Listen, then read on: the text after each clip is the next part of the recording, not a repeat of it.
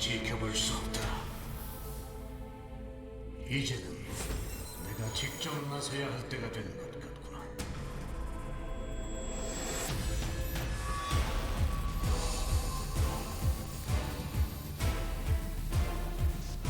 형제들이 거울 높이 들어. 첫 번째 저수백에 더 이상 패배란 존재하지 않는다.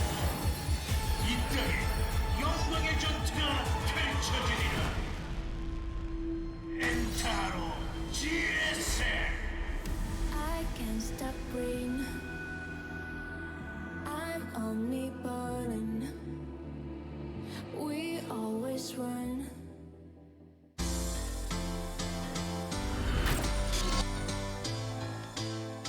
아프리카 TV 프리고 스튜디오 라이브 2020 GSL 시즌 3 코리아's Last Stand.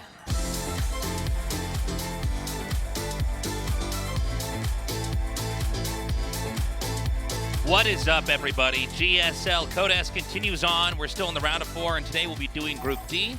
We've got some players that I'm very excited to be talking about, particularly SOS, who tends to do better in the later half of the year than he does in the early half, and he's done very poorly this year. Yeah, so he's far. done so poorly, he's due to win GSL finally. yeah, no kidding. No, it is true. SOS always fails at the first half of the year, or the first 2/3 of the year, and then picks it up right at the end, just in time to either get 17th place in Korea and not go to BlizzCon, or win the whole thing. Win the whole thing, basically. Yeah, it's. I don't know why he does this to you, Tasteless, because I know you love him. I love him. I think we can all remember was this the first day of GSL where he made the Nexus in the main? I think that was Season 1. I believe it was our first, maybe our second day, but I think first. It was early. And he was eliminated that day, but again, it's those crazy SOS strats. I am hoping to see him do well here. Well, look, he is one of the top players on the ladder right now. Last time I checked, he was ranked number 2, almost 7K MMR. So he's in shape. Crazy. He's in shape. For someone like that to be so highly ranked, such a strategic player, that means that he is mechanically really sound. So we're halfway through the round of 24. As you can see, the players who've advanced is Solar, Trap, Dark Zest, and Maru Dream. 2 of each race. Look at that perfect balance. I mean, that's a sick round of 8 so far, or round of 16. Right.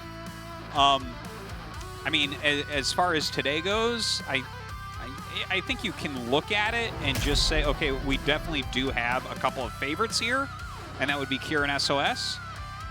You shouldn't sleep on Bomber because he's Bomber, so like we know he has a lot of innate skill. Maybe he's going to be able to show that, and then Armani is still, I think, up and coming, you know? Yeah, I'd still put him in the lowest tier as far as Codesk players are, but pretty much. I think he might make it out, and that would be a very exciting story. That'd be a pretty cool upset to have. Yeah, he's a good player and getting better. This guy, he had a sick Season 1, and it's kind of funny because Dream still thinks he's the best Terran and not like a Maru or a TY, right? Which kind of blows my mind, but last season, he kind of fizzled out. Instead of having another deep run, he kind of just didn't do it. He was in a group that was kind of tough and just didn't make it out to not much fanfare. And so I don't know where he's at. Here's one of these players who's been in an odd spot, right? A member of Jin Air. You know, that was the greatest StarCraft 2 team. You know what I'm saying? But he didn't have the results like Maru did, like SOS had, like Rogue had. He was a very good player, but by comparison, never really shined. Yeah. I guess Creator is probably the largest version of that, but Curious is someone who can beat pretty much anybody, but hasn't had the spectacular results, and I guess we're just kind of waiting for him to eventually hit that achievement. You know, it's hard because as much as he's improving, everybody else is improving as well. Well, that is the problem, right? Yeah. You're in quicksand all the time in StarCraft because everyone in the world is always improving. Yeah, that's the hard thing about any multiplayer game, but especially something as competitive as StarCraft is that because everybody's figuring stuff out all the time. Yeah. No matter how many bad articles get up on Team Liquid to the contrary, it's just, it's happening. Yeah. Okay, Eternal Empire for game number 1. Let's get this TVT going. Cure vs. Bomber starts now. 영광의 전투가 펼쳐진다. GSL을 위하여.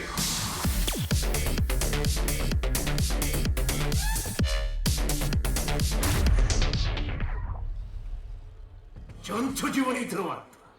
함께일 때 우린 더욱 강하다.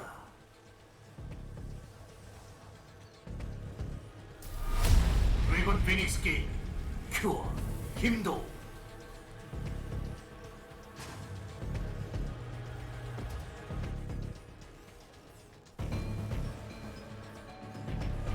팀 GP 최지성. You know, Bomber is a player we should speak a little bit more about, I think, right? This guy was a B-teamer in StarCraft 1 for Istro. Really nice guy. I lived with him for about a year. Yeah. And, like, he was pretty good, but, you know, he had his ups and downs, as any B-teamer does. Sure. Didn't really make it in StarCraft Actually, 1. you might want to even explain what a B-teamer is. I think that with people that have only followed StarCraft 2 might not be as familiar with really how team houses worked in StarCraft 1, because there are team houses in StarCraft 2, but they didn't have the same infrastructure. No, they certainly didn't. Well, Pro League was kind of the big thing, right? So A-teamers are the ones that are, you're thinking will probably qualify for Star Leagues and will play in Pro League regularly. B-teamers are kind of the players underneath them that provide practice and hopefully can be groomed into being strong players that can become A-teamers. So he was a practice partner and then a B-teamer, and never really made it into that final tier. His ID back then was Fancy, NSP Fancy. But he came to StarCraft 2 really early on, as many of the Eastro players did, actually. Yeah. And so actually I brought when the beta was first released, I brought it and installed it on a computer in the practice room, and everyone started playing it. But he came to StarCraft 2, right? And there was like 4 really good Terrans at the beginning of StarCraft 2. Like, I mean, you could talk about Clyde and Into the Rainbow and stuff like that, right? Sure. Hope Torture, a.k.a. But really, the ones that kind of stood up for more than 1 or 2 seasons of GSL were MVP, of course, MMA, Polt, and Bomber. But Bomber was kind of a little bit of a practice Bonjwa, where everyone knows how strong he is. Everyone knew who he was on ladder. He was bashing faces. He was putting up insanely great games against everyone. But he's not a GSL champion, you know? We expected him to be. Yeah, he had more success in overseas events. Yeah, he did some traveling and definitely did better. He definitely was, you know, if you were someone who was just following, you know, big gigs in America and Europe, well, Bomber tended to be the player you thought was the best. By the way, this is a pretty spectacular catch here by Cure. Oh, well, he loses that one. Okay, but yeah, so, no, that was really well lined up. Yeah, and now this is going to do absolutely nothing, because trading infantry to kill that, totally worth it. And I'd say Cure has a little bit of a tempo advantage here. Yeah, no, that was quite nice for him. So please, go ahead. You were saying. Well, you know, it's just Bomber, he was kind of a staple in Codes and stuff, but not a champion, and never really lived up to the hype that everyone felt was his actual level of someone that could actually fight players like MVP for championships. But you know what? He's done the military now. He's back. And I feel like people like that don't deliver early on in their career and then kind of retire like he did into the military, I almost feel like when they come back, they have much less of a burden and have a decent chance of being able to rise up. You know? I think there's a lot more pressure on young players. Everything seems, I should say, it seems and feels very fleeting. It even felt like this for me when I was playing. Yeah. When I was young, I thought, okay, I have to get good now. Like, I don't know if there's going to be tournaments late. I don't know why. Yeah, I think sure. it's just a thing that young people have. Yeah, because you don't realize how much I do hear time that a lot you from actually. young players. Yeah, Where because like now, I mean, I gotta do something now, Artosis. I'm like, you're 22. Like, what? Yeah, what do you got to do? Yeah, what is the I'm rush 37. here? I still play StarCraft every day. You're no, fine. Exactly. now that my hands and wrists have recovered, I'm back playing. I am way more relaxed about learning. Yeah. And if I have a slump, I go, okay, well, that's fine. I've got tomorrow and the next week and the next month and the next year. Yeah. And, you know, and so on and so forth. But I think, yeah, a lot of the players that come back after the military, despite the stigma of, and I think this is starting to go away. All the bullshit's going away now that everybody's getting older. Yeah. All these weird statements that people would make about you can't be good when you're older, or after, you know, it seems to just be evaporating as people can just deliver facts, right? I mean, we saw Nesty do so well at his age in The StarCraft. oldest championship winner ever. All these Brood War pros who were, some of them coming out of their military service and are playing perfectly. it really shows you that age is not as much of a factor. But yeah, I mean, I think you finish your military service. StarCraft 2 is always going to be here for you. And I think Bomber comes back and he can play very well and without the same kind of pressure. Yeah, I think maybe there still is a little pressure there where you're like giving yourself a certain amount of time. Yeah. But, you know, no one's really expecting Bomber like they used to expect him, right? Nothing is more fleeting than the attitudes of German players talking about how they have to quit to go to their studies. Yeah. You know what I'm talking about. You know, that's I'm not really, going to say names here. That's actually switched around quite a bit. It Oh, used is to it? be in StarCraft 1 that the European players would always be like, They're- "Oh, I have to go to studies." They were Wow, always that was these a great weird catch. pessimists. Yeah. And the Americans would be like, "Now we got to ladder more." But now I feel like it's actually the opposite, where the Americans are like, "Oh no, I gotta get a job and stuff," and then the Europeans are like, "I can be pro. Okay, we can do this." Yeah, yeah. I feel like that's the case at least. Yeah. So we have a little bit of a push coming in here from Cure. That was a Seeing great that there's no catch, third base, by the way. Yeah. And I think from here, yeah, you might as well harass. But Bomber's going to land this command center pretty soon here, because otherwise he's just going to get outpaced by Cure and outgrown. Yeah, he's down 10 SCVs and 9 Army right now, so that's obviously not like a great thing. It looks like Cure's getting ready to hit multiple locations while having his third up. It definitely does feel, after all the hubbub that we just made about Bomber, that he's getting a bit outplayed this game so far. Yeah, well, he's getting outgrown without much interaction here, which is always a little bit alarming.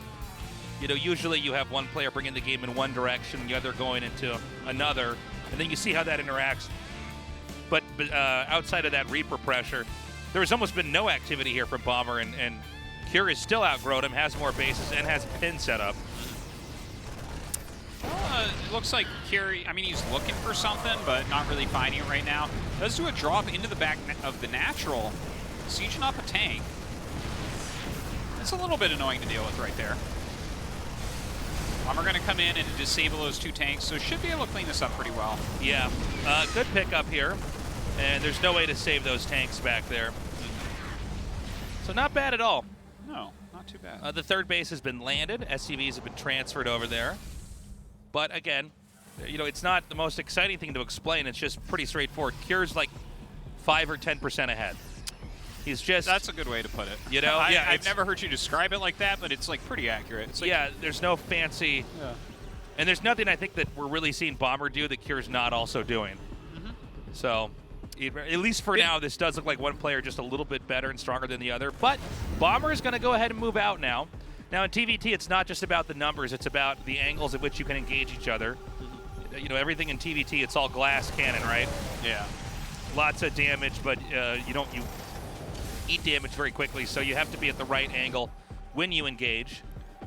And Carriage is looking on top of it right now. He's making his 4th on location. His 2-2 is nearly half done before the armory is done here for Bomber. His second factory finishes up before Bomber starts his second factory. He leads in every way. More workers, more army, more upgrades, map control. It's a lot of things. Okay, well, Kier has the right idea. You know, this is a very straightforward way to play the game. Kier just is going to control the position that is most logical for Bomber to try to take next. And while that's happening, and by the way, Bomber has no map presence in this game so far, Kier is just expanding himself down there. And if, let's say that Bomber tries to attack at 6 o'clock down here in this shot right here, then he would be counterattacked by Kier. Instead, Bomber's going to try to come in here and take a fight. And Kier is just going to use this to try to buy time.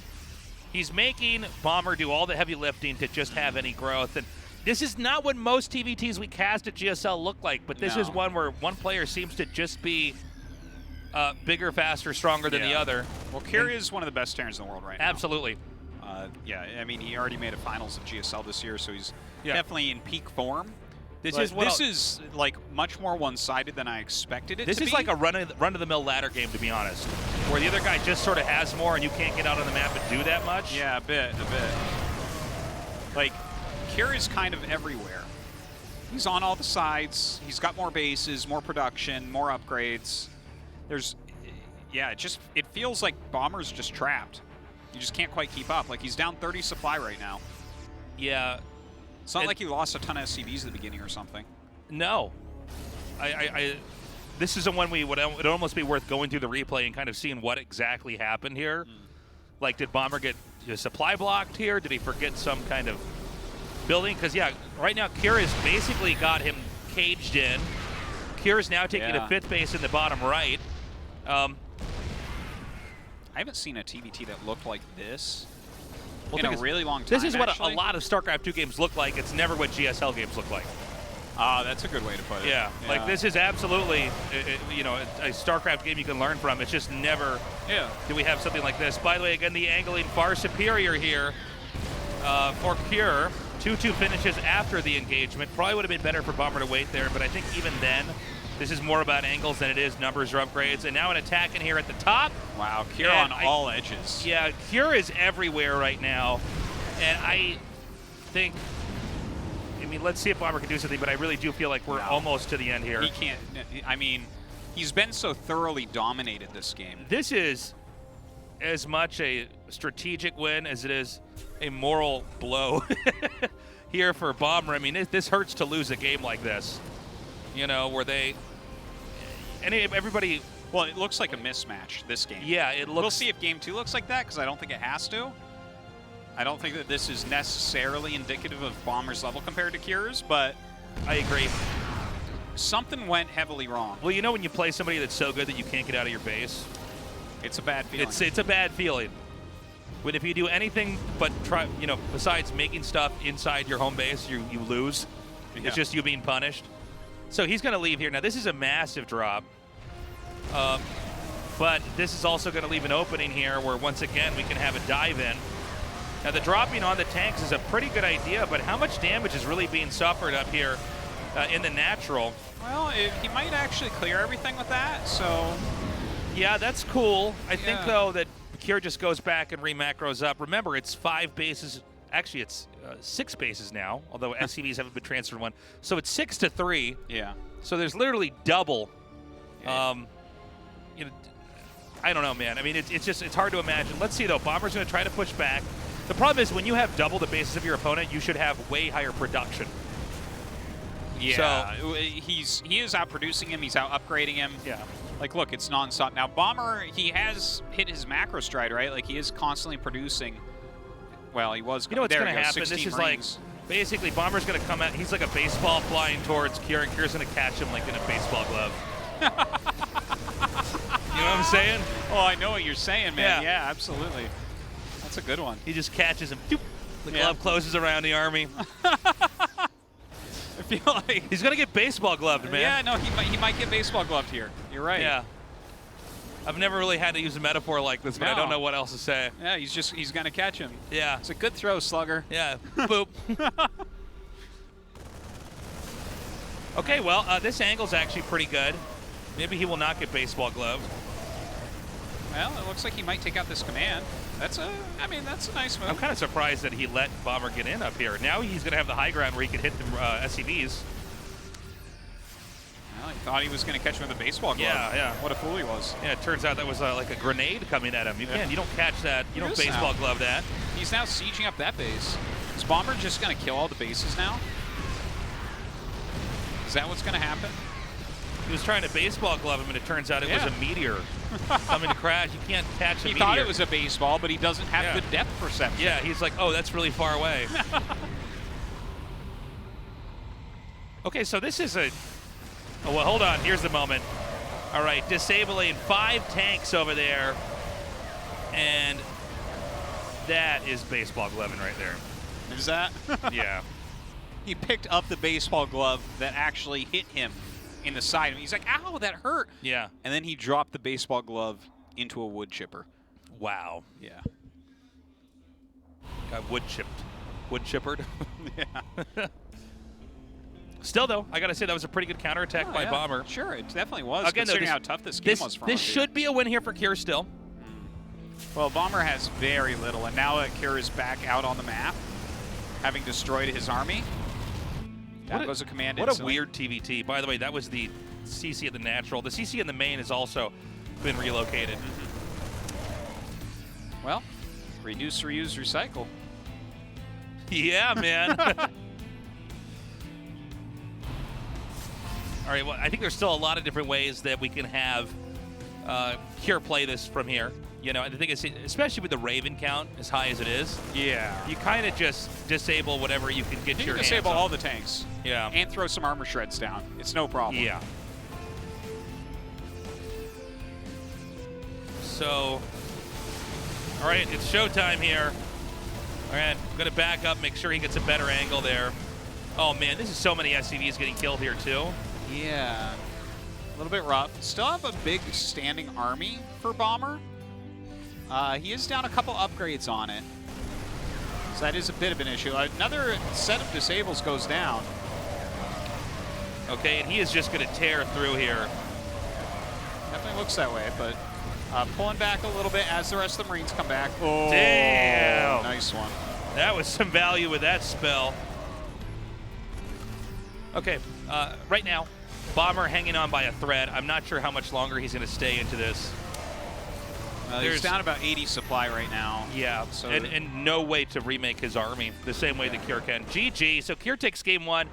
Look, I got to say, that was one of the most milquetoast TVTs we've had. Yeah. Out of the whole year. It was a bit Out of one-sided. all tournaments. Yeah. Bomber fought back for a moment, which was nice. Like, he got some damage done. But Okay, but something happened in the early mid-game. I don't think that we were able to catch. We were talking big picture stuff. Yeah. And then as the game developed more, Well, like Bomber didn't have anything on the map. He didn't have enough bases. He couldn't get out. He was almost like playing very turtly after losing his 3 Reapers. And Yeah. Kira was just like, oh, and this third command. And Kier definitely played better A to Z. I think Bomber had a decent showing near the end, but you can't let Kier take that much of a lead. Anyways, Deathra for game 2. Right now, Kier with a 1-0 lead against Bomber. This is a best of 3 where the winner goes to the winner's match, the loser. So nobody advances and nobody's eliminated yet. But right now, unless Bomber can really upgrade his TVT, this may be a 2-0 with, I think, some very straightforward games. yeah, could Hope be. I'm wrong. Well, I really think do. I think he'll put out a better game here. I'm not sure exactly what went wrong in that last game, but I know Bomber's better than that. Yeah, I hope that game is not representative of the rest of the play we're going to see from him. Anyways, game 2 is ready. Kier vs. Bomber continues on. 영광의 전투가 펼쳐진다. GSL을 위하여.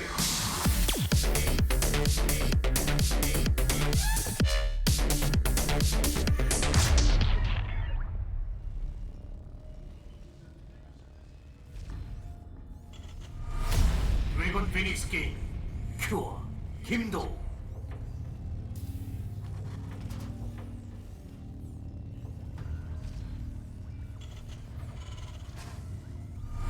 팀 GP 바보 최지성.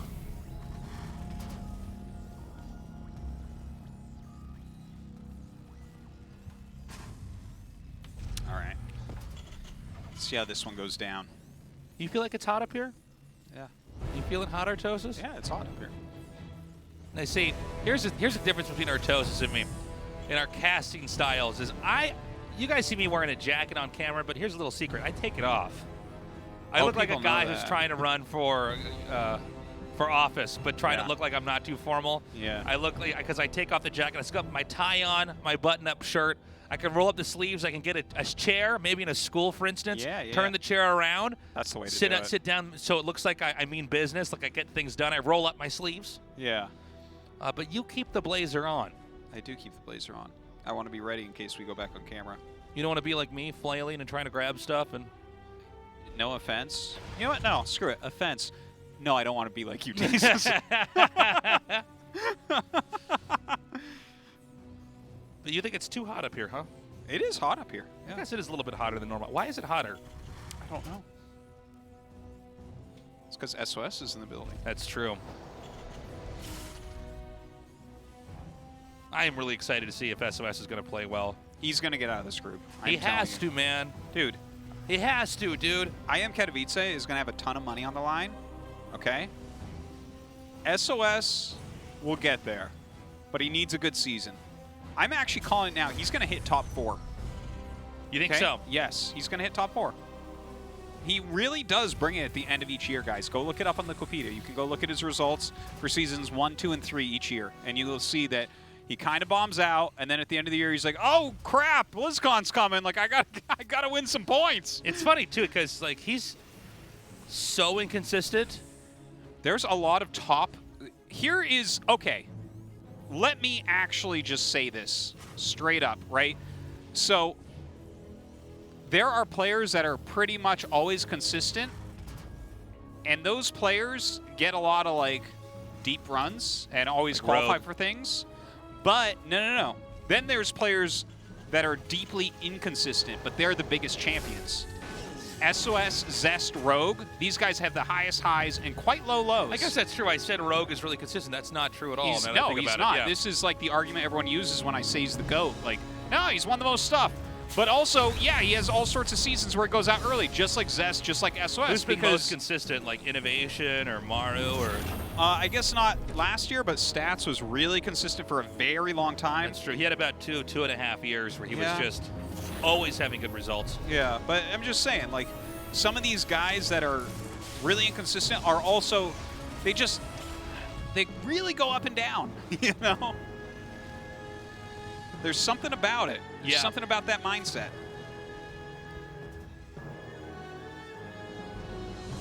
Okay. Well, again, this time I want to see if Bomber can at least keep up with Cure here. I mean, the last game, it was weird because usually when we're casting games, there's some moment where somebody picks a strategy and it works or doesn't work, or somebody's hiding a building, you know, something happens, and then we can explain to the audience, you know, what went wrong or what went right. But frankly, in that last game, it didn't seem like there was any event in which the two players were interacting with each other. And I know that the Reapers were stopped early on, but that's not, Yeah. you know, It- some kind of butterfly effect moment where now we're in a completely different TVT. Bomber just didn't have as much of an army, didn't have as many bases, and didn't have any map control. And so Cure Yeah, it suddenly was got kinda ahead on weird 3 how different he- fronts. It was very weird. It was a little bit different for sure. Well, Cure, I mean, fortune favors the bold, right? Cure lands his third command and stuff. He gets his E-base, he gets going. He Yeah. puts his ducks in a row. Well, let's see this time. Well, everything is still mirrored here, so Yeah, pretty close. I think we've got a little bit of downtime. Yeah, definitely a little bit. They're both building third commands. You were mentioning this earlier that I can't remember what the context of it was, but the articles on Team Liquid coming up that have No, about- it's just that one. What was it called? The elephant in the room, I think. yeah. That hit piece on all the pro gamers that was like clickbait. Yeah. Yeah. Well, I know. We've all joked about that for years. That was silly. But I also find one of the things I Pro always find gamers funny. aren't as good as they used to be. Nah, they're much better. You're right. Yeah, I'm always shocked when people say that. Yeah. Like, these games aren't as good as the old games. I think you know you have the same internet I do. Go back and look at those games and tell me that's true. Yeah. Silly stuff. I mean, there was definitely some exciting moments in the older days as we hadn't seen that many strategies in the game yet. Yeah. So everything had a little bit more novelty, but this is way better, way cleaner. The other one I like is when people talk about the game dying. Oh. The oldest, most That's robust pretty much game of all gone though in time. StarCraft, right? It'll come back. Give it some time. You're right. It rotates. Give it some time. through. Someone Yeah. becomes hysterical and decides that they can't play the game anymore, and then projects that onto everybody who's playing the game right now. Yeah. That's pretty normal. It actually happens in other games too. It's happened in chess a couple times. People decide that chess is going to die. Yeah, that's kind of funny because that one's pretty old and it doesn't seem like it's going to die to me. Well, and apparently now it's bigger than ever, so Yeah. it's even funnier. Quite the opposite. It's a good game. It's a good game. So again, A guys, little bit easy for my tastes, but I mean, there's no fog of war in chess. that's true. And your opponent waits for you to take a turn. That's ridiculous, don't you think? You just keep moving your pawns. Yeah. Oh, this is hilarious. What am I even looking at? He just flew in with mass Vikings and landed them. Yeah, this is. And it didn't work at all. It didn't even come close to working. Well, hold on. Let's see how this attack goes over here. This might be Cure getting like a little bit cocky. that you know? it was a very box art move, and like, I love when you say box art. well, It so is on the back of the box of the Yeah. game. Like, here's what a fight looks like. no, I know. If you go look at like the various box arts for StarCraft, it's like a floating science facility and a carrier, battle cruiser 2 against void a carrier. rays, and stalker on It's the that ground. type of thing. It's like, and then the Vikings flew in and landed, and they had the Raven from the skies rain down the auto turrets to help. And then he does that and loses all those units. What's funny is that Blizzard always kept that consistent. With StarCraft 1 into StarCraft 2 was the box art that absolutely did not represent what the game looked like when you played it. It was so funny. Well, you don't want to probably represent what the game actually looks like Yeah. to new players that you're trying to get to buy the game, because it's going to basically be a man crying into his hands at his PC, right? Just grinding of teeth and tears coming down as Nidus worms pop up in your base. And then, yeah, someone being like, man, it's just a game. You know, it's like, oh, no. Why are you so mad? It's just a computer game. Yeah, you just started playing this game, right? He's like, no, I've been playing for 8 Yeah. years. I put more work into this than I did in Hall of College. Yeah. So that attack was pretty bad. Not only did it not work, but I think he gave up a lot of advantages that he could have had later on. He gave up the Vikings, which is actually very important in TVT, because the Vikings not only give you air dominance, they give you vision, a tempo with vision, right? Because tanks can shoot a little bit further than they can see. Never forget that. And so having enough Vikings out means you can actually win, or at least fire first with your tanks into their tanks if you're both in range of each other. They would have to be spamming out scans. It's just another action you have to do. It definitely matters. It's definitely important. And Cure is a bit behind this game, right? Like, we see right now he has a little bit more army supply, but where I'm looking is, for instance, the upgrades are a bit slower there. I'm not sure of the exact Viking counts right now, but Cure has really pumped out quite a few Vikings at this point, so I don't think it's something he can't come back from. Well, this is definitely, I think, a game where Bomber has a real shot now. Sure. Definitely looks better. Still scratching my head about what that attack from Kira. That was odd. Well, he did that and then was trying to hit elsewhere with a couple tanks and like a group of Hellions and a Cyclone. So like, I think maybe he thought that it would be like an F2 a move type situation from Bomber. It's like, oh, this guy, he'll probably move his whole army on one hotkey and like. Yeah. But the other little attack didn't really do much either. So. But I mean, it was cool. If that had worked, there would probably be a thread on Reddit about it. Like, whoa, this is the new harass. It's so cool. Like, landed Vikings, really, that is the way. One of my favorite moments was when we discovered the players that would do that auto turret attack onto the tech lab that was making stim. Oh, yeah. And we decided we had basically been drinking mud water up until now. Yeah. That was funny. I feel like oh my god, he has actually twice as many Vikings as Bomber. 10 against 5. How does this even happen? Well, yeah, actually, how does that happen? That's weird. Yeah, there's not as much production, I guess, going on consistently out of that starport. It does seem like whatever Bomber's doing is like an older approach to the matchup. Yeah. You know when you see somebody come back for a long time, or you and I have had this when we've had to take breaks and then come back, and we're trying to do whatever we did back in the day, and it's completely obsolete. It does seem like we're having a inferior play here from Bomber just all around. Nice snipe step, wow. SCV. Gets a Raven and the SCV that was going to build a sensor tower. Yeah, for almost nothing, too. Yeah. Nice stuff from Kier. Just showing his speed, showing his power. 2-2 finishes up here for Bomber. Wouldn't mind to see him try to move out in the map a bit more. He's been sitting very passively, but you know what? Kier is maybe giving him good reason to, right? Right on the edge of some of his sensor towers, like in the right-hand side of the map. He has groups sitting around, right? Kier is ready to pounce if he sees Bomber out of position.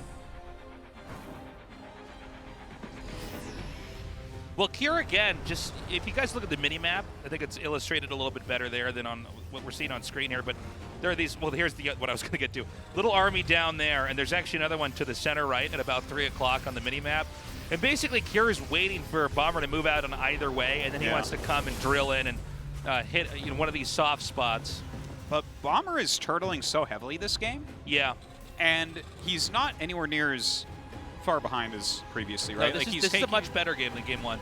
Well, he's gone up to 5 bases already, so that's really good. He's got his 3-3 on the way, well ahead, and he's adding a bunch of starports. So that's kind of what you need to see. He's even building more command centers, right? Same amount as Kier is. So they both kind of realize that they're in this type of situation. So Here's where I'm a bit nervous. Yeah, right? please. Oh, I don't This know is about going to come down to air units. Yeah, like you I see can't this? believe he's even attacking in here. Oh, no, he wants to lose these units. It's time to switch into air. No, you're completely right. Yeah, he wants to free up the supply. Yeah, and as soon as you see an attack that bad as bomber, you have to be like, oh, he's just producing air units now. Yeah. Because this is what happens to TVT. If it gets into positions like this, it turns into Sky Terran. Because Liberators will beat siege tanks, and only a small amount of siege tanks are needed for the Marines. And then it's just about having enough Vikings to actually make sure that your Liberators are the ones that are sieged. Yeah, it's a funny thing with StarCraft where you have certain units that are very valuable at certain times of the game, but the longer the game goes on and the more tech that's been developed and the more bases that have been acquired, suddenly those units can become obsolete. In this case, it is the infantry we're seeing thrown in here. Roaches is a good example of this. In all the Zerg matchups where Roaches have a really robust presence in the early mid-game, and then they're not, you don't want them. They don't scale well into a much later game. Exactly. In most situations. It is about that scaling, and like you get up to certain size armies. It's like, well, when there's enough siege tanks, suddenly Marines literally can't even connect a shot. But then if it becomes very siege tank heavy, well, flying units deal with that. You know, so that's where Bomber needs to get into, and I know that he has a bunch of starports, but right now he's grossly behind on air. Grossly behind. So I'm very nervous for him here, because it's like Kira should be able to out-finesse him with the army he has very, very quickly. Yeah, it's a much more technical army. In fact, he could probably disable every single tank here, right? Look at this. 9 Ravens to 1, 15 Vikings to 7 at the beginning of this battle. Wow. Not even a chance. Oh my gosh. Yeah. Everything was killed off there. That was insane. That was absolutely insane. Okay, so another disable. So the funny. tanks keep creeping in. Yeah, you can just disable everything with this much, and you have enough Vikings that your opponent can't shoot them out of the sky. It's important that you get up to this type of tech. You can't just stay back on what you had before. You can't sit on Marine tank. Like, if you want to utilize Marines more heavily, when they throw their Marines away, you have to look at that, and you have to say, oh, he's switching into air. I have to attack right now. It reminds me of these games where you start out in a certain time period and you have to eventually upgrade. Like you grow with the ages. He's like still right using now, spearmen. Yeah, he's got spearmen, and right now Curse is rode in on horseback. Yeah. You know, and well, that's probably the spearmen would do okay against horseback, but not against a tank. yeah, right now they've come in to have muskets. How's that? Yeah, there you go. Yeah. Even if the spearman gets close, they have a bayonet. Yeah, they're fine. I think you're still in trouble if you have to use your bayonet against a spearman. Yeah, but you don't want to do that. You don't want it. That's not the goal. But like, you know, you might 1-for-1 there. Not a good outcome for the musketeer, but like for me, the general, it's fine. Yeah, you're fine. So we're just watching as Kira continues to tiptoe through the position of Bomber, and Bomber is completely impotent here. He can't do anything against this attack. Well, this is the type of situation where he might just want to mass Vikings, right? And plow through everything. He's sending up the rest of his army up the middle of the map. This is actually a good move. I like this type of move because right now Kira is so tech heavy, he probably doesn't have that much at home. Yeah, and he doesn't probably have enough infantry to come through. He has like nothing here. And this is, I think, a Bomber taking a disadvantage and then turning it into an advantage here. But let's see what is actually down here to try to defend. Okay, great connect on all those Marines. The planetary goes down. This was 3 command centers up here that was picked off. Again, though, Kira has way more bases. Yeah, disabling a lot of tanks right now. Like, Kira slowly but surely is going to chew through this army, but look, you can see that it takes him some time. We saw a bunch of command centers killed there by Bomber. This was a good set of moves from him. Now, we have mass BCs being made on both sides, but this favors Kira because he's been doing it longer. You know, he has so many Ravens. We don't often get to see just tanks fight just Marines and see how that goes, but as you would expect. Yeah. So Kira's basically held off everything up here, and I assume the next point is actually going to be in that last screenshot back there. He's going to attack over in that location. The problem is, even though Bomber has some good plays, in the big picture, if this was a race, we have Kira basically lapping his opponent. Yeah, it definitely looks like that right now. I want to see the unit tab. I think that will tell us by far the cleanest story of where these guys are at. They both use up their banks. They're both maxed out. You see their ship weapons are at about the same place. Bomber actually has an extra armor, which is nice. The battle cruisers, which you've seen a little bit of here, are going to become more and more important as the game goes on. Battle cruisers are super funny in these situations because disabling them works really well. Yep. And Vikings can work really well, but they're like better than a Liberator in these spots. Yeah. You know? So it's... Well, they're also very tanky. Yeah. They Yamato gun is just a good... Is it actually Yamato cannon or Yamato gun? I think I've called it... I think it's cannon, technically. I think I've called it Yamato gun my entire career. Oh, yeah, it is Yamato cannon. There it is. Whatever. Oh, yeah. Okay, there it is. Look at that. But having that ability... I just call it Yamato. Yeah. It's Yamato, Artos. It's Yamato. Yamato. Whatever, man. This is going to be a pretty insane amount of damage. And look, it's just a good ability to have in those moments. And this is actually pretty crazy. I don't know how Bomber's going to be able to deal with this. Oh, yeah. Oh, well, man. he just flies a BC into the middle of it. The Vikings can actually hunt down those remaining battlecruisers pretty easily. Oh, that was a huge armor shred right there. Let's see what his Vikings can end up doing here. Beautiful. Takes out all man. 3 BCs. Yeah, and there's actually Marines here fighting the Vikings as well. So even though there was a very good, solid Viking count, it doesn't go as one-sided for Bomber as it should have in this battle because of those. But still, you can see that the Vikings are fighting everything back pretty well. So guys, bring your attention down to the bottom bar on our screen here and take a look at the minerals and gas that have been banked up here compared to Cure. Now, or compared to Bomber, Cure is just balling this game. He can remake his army very quickly. Now, there is enough minerals and gas banked up that Bomber can begin to remake, but this is where you really see the benefits of having so many bases pay off. Yeah. I mean, he took some economic damage when Bomber attacked into him, but... And the one thing I do want to mention is the attack that we just saw Cure do, it almost looked really good for a minute, but if he didn't have those Marines underneath and Bomber had dealt with those a little bit quicker, that would have been a truly one-sided massacre for him.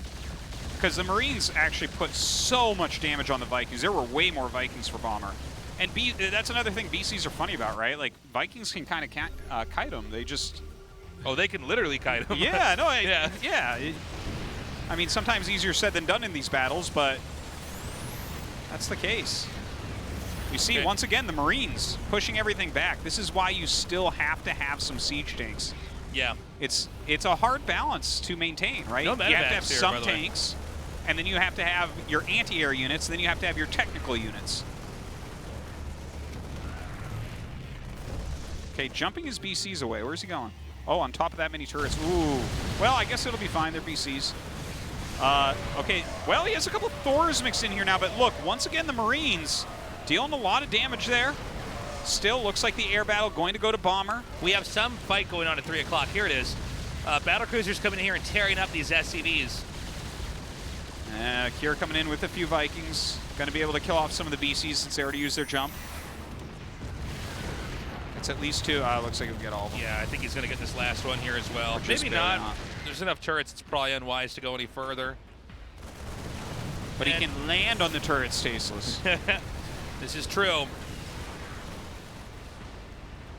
So, where does this game go from here? I mean, it does seem like Cure is just outgrown in a pretty insane level what Bomber's done.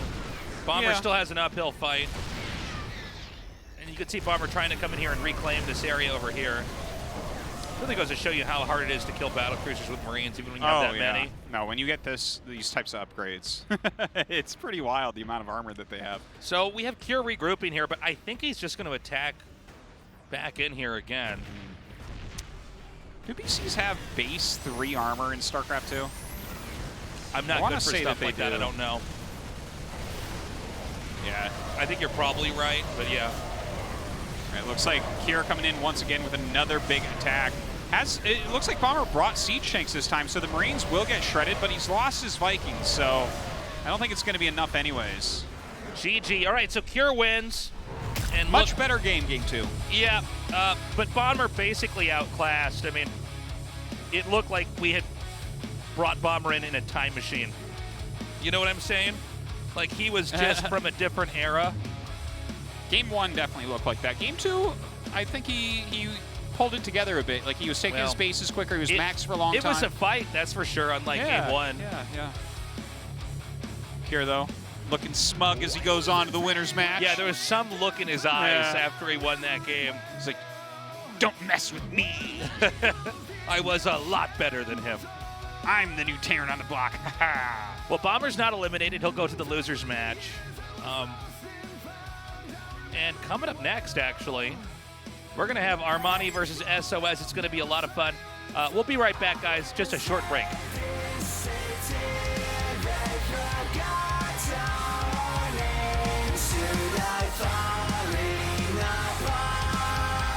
Show them